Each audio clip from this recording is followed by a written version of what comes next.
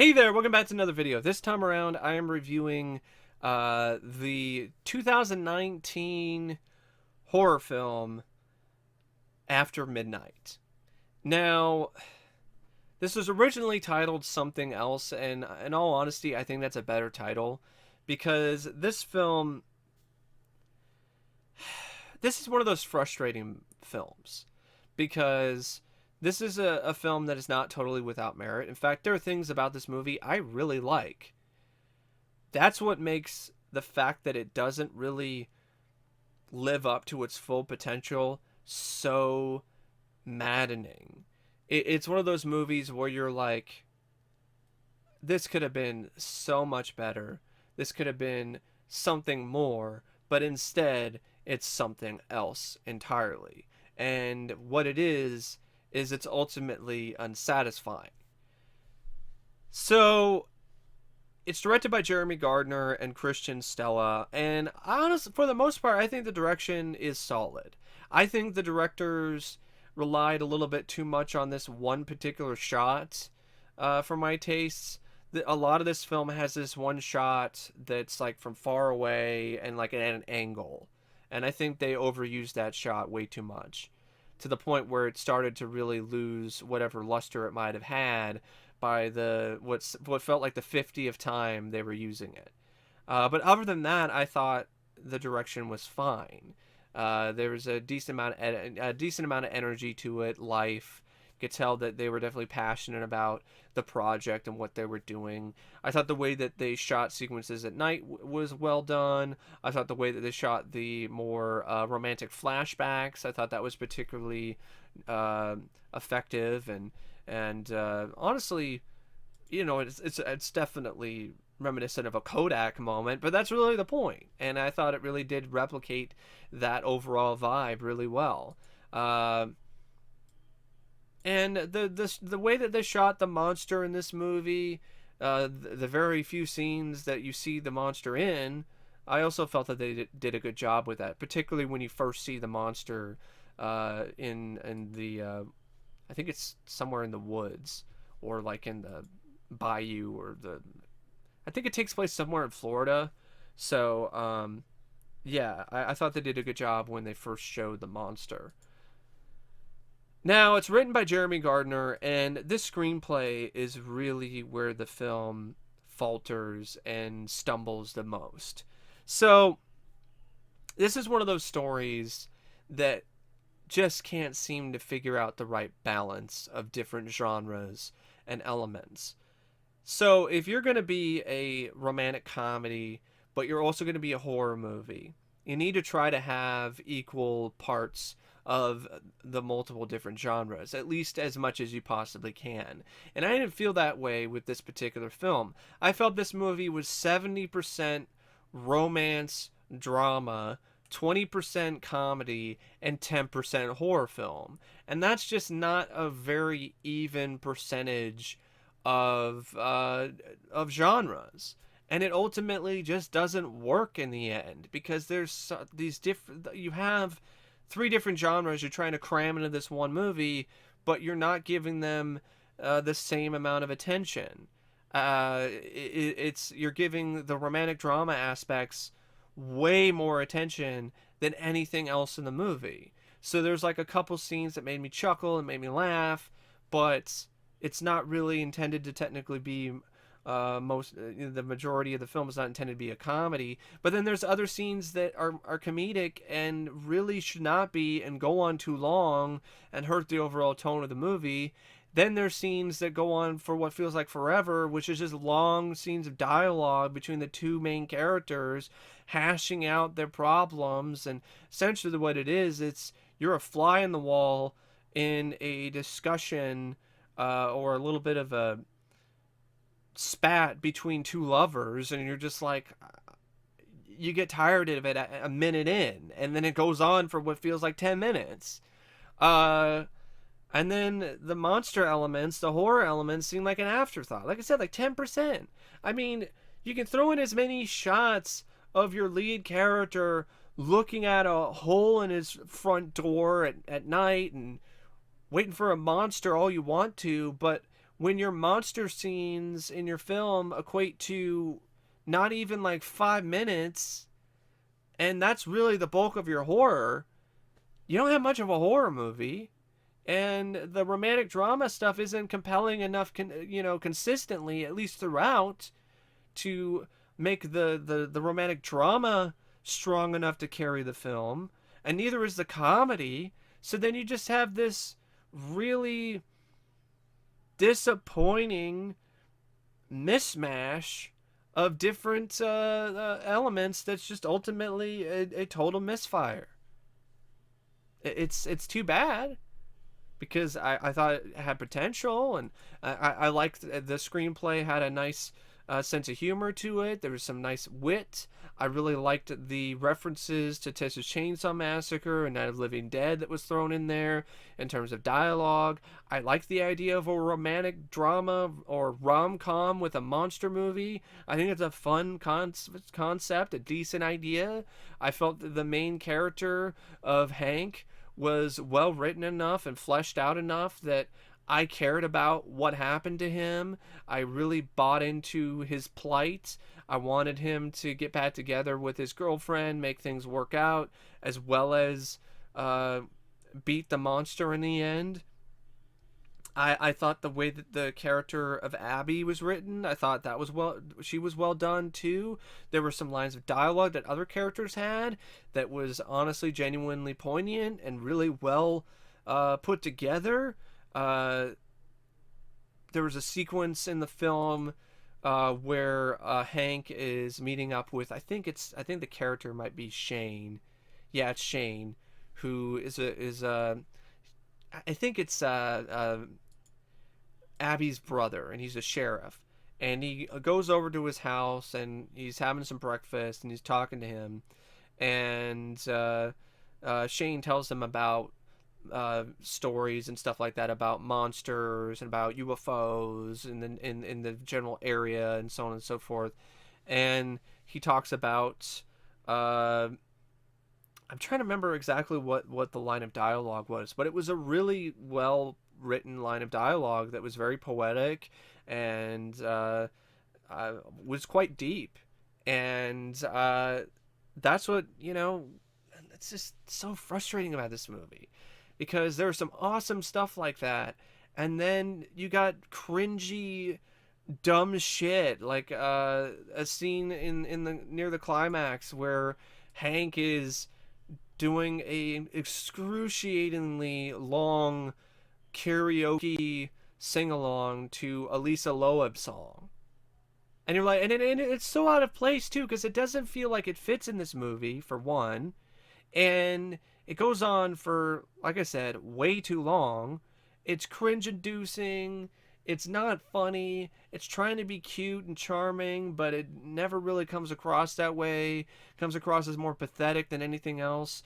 The reactions by the actress Brea Grant as Abby when Hank is singing this Lisa Loeb song to her, which is like, "You say I only do what I want to," or whatever, that one. And he's doing that. He's singing that to her, and it seems like the actress is cringing too, because it's supposed to be a sweet scene, and she's supposed to be smiling in joy and happy, but it looks like she's just fake smiling through the entire thing. She's like, yeah, okay, mm-hmm, mm-hmm. You say, I only did, yeah. Can you stop? Can you stop it? It's my birthday. You're kind of embarrassing me. Can we stop this, please? It's, you're still going. Okay. All right, Lisa Loeb. Yeah. Yeah. Just fucking kill me. Please. Please. Just. There's a monster in this movie? Okay, have the monster show up and rip my throat out. I don't want to hear this anymore. But anyway. Yeah. So that scene goes on for what feels like an eternity, just like the moment where Abby comes back after a long absence and they have their spat. and then the monster shows up at the end, you know, honestly at the wrong time. I think it's trying to be a little surprising because it's like, oh, we're not going to have it show up where you think it's going to show up, where the sheriff guy is talking about there's no such thing as monsters. But in this instance, I think that would have been a good idea. It would have helped the pacing. He's talking about how there's no such thing as monsters, you know, da da da da da da da, and then the monster breaks through the window, bites his throat, blood sprays everywhere, and then the monster chases after people. And there's also not enough of the monster. And it's a really, honestly, great looking creature effect. I think the design, the makeup effects, the design, the overall look of the monster is cool and is unique. And I really like it. And that's what's also disappointing about it, is you have this cool looking monster that's unique and I thought was a really, honestly, gorgeous looking bit of makeup effects, and it's barely even in the movie. And before you know it, it gets killed, and you're just like, oh, okay. Don't have any like crowd pleasing scenes of gore with the monster. I mean, I understand it's a low budget, but fuck, like you could have just had that scene I was talking about. Comes in, bites the guy in the neck, blood sprays. Then the monster chases people in the house. You could have a scene where the monster goes after somebody on screen, and then the person goes off screen and the monster's chasing after them, and then you can have like an up close shot of like a limb flying through the air or a severed head and blood, you know, spattering all over the wall or something. There are ways around things. There's ways you can have more gore, you can have more blood and carnage with a low budget. uh what did they do to blow all their money on the monster suit? I don't know. I really don't know. And you know, it's not only the monster that's a letdown. It's also, like I said, there's some genuinely funny stuff. Like there's a line of dialogue with Hank and his friend Wade, which they're walking through the swamplands or whatever, the swamp forest in Florida, and you know, Wade's talking about how aliens, you know, they look like dark crystal motherfuckers, and he's talking about all this, you know, alien squids and all this other shit, and how aliens, you know, if they did come, he saw some show in the Discovery Channel and talked about how if the aliens came to Earth, they'd come to Earth to eat us because they're carnivores, you know, that kind of thing. And that was a fun line of dialogue, and that was a fun back and forth, and those two had some good chemistry. I wish that they were together more, monster hunting. Um, there's some fun, you know, little things like, for instance, they go to the bar and hang out, and uh, Wade's so cheap he likes to drink the beer from the mats, and it calls it a gorilla fart. There's just some fun, you know, little stuff like that in the script, and there's just so much potential, so much that could potentially really lead to a satisfying and genuinely noteworthy and potentially critically acclaimed film. And it just doesn't really work out in the end because it never really finds the right balance of genres, or the story and the overall screenplay is not consistently engaging enough.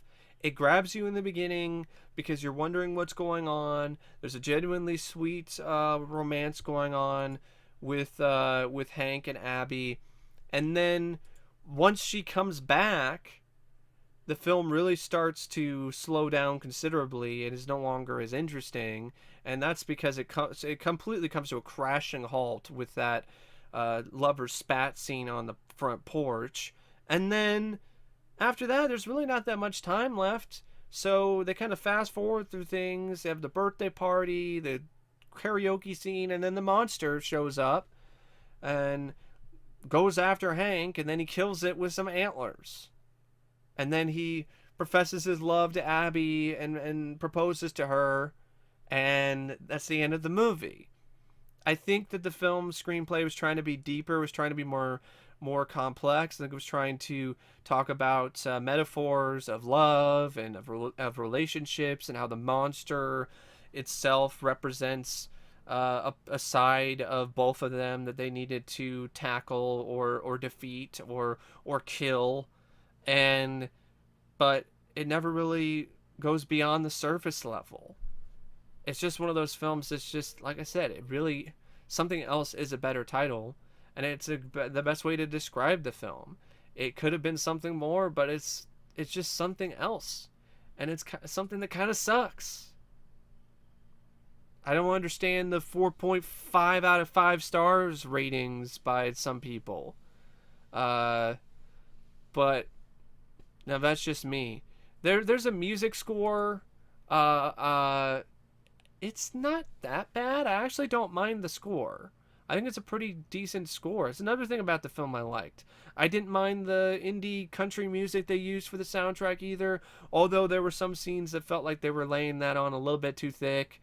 Like the movie stops just to show this indie country band singing a song at the bar.